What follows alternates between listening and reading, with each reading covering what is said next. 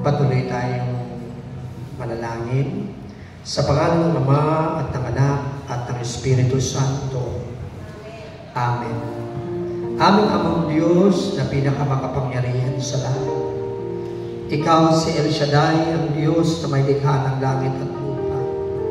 Diyos na may-ari ng aming buhay, may-ari ng aming lakas, at ang aming hininga ay galing sa iyo, aming Ama. Sa hapong ito, Ama, pinupuri ka namin, niluluwalhati, sinasamba sa Espiritu at katotohanan. Ikaw ang tunay na Diyos, wala kang katulad.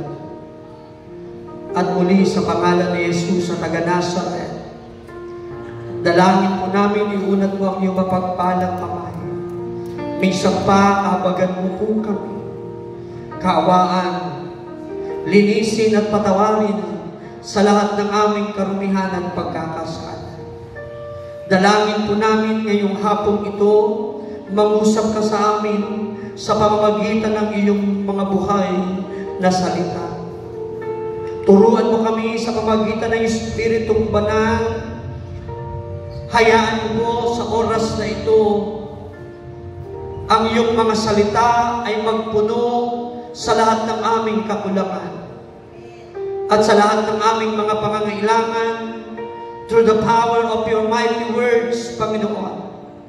Lord, naniniwala kami na sa iyong mga salita, mararanasan namin sa hapong ito ang masagana mong pagpapala, ang iyong kapangyarihan, lalo't higit sa mga may sakit, may mga karamdaman, sa pakikinig pa lamang ng iyong mga salita, inaangkin po namin na mararanasan ang himalang kagalingan sa pangalan ni Jesus.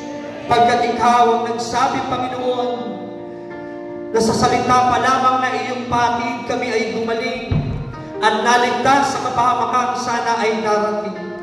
Kaya nananalig kami ngayong hapong ito, ang mga salita mo ay muli magpapasigla, magpapalakas, magpapagaling at magpapala sa aming buhay. At ang salita mo, Panginoon, dakilang Diyos ay magiging daan upang ang iyong mga lingkod, ang iyong mga anak ay maranasan ang kapangyarihan mo, maranasan, Panginoon, at patuloy na makalakad ng ayon sa iyong katuwiran at kabanalan. Pagpalain mo, Diyos, ang lahat ng makikinig ng iyong mga salita sa hapong ito, and make our hearts a teachable heart and a humble heart, Lord.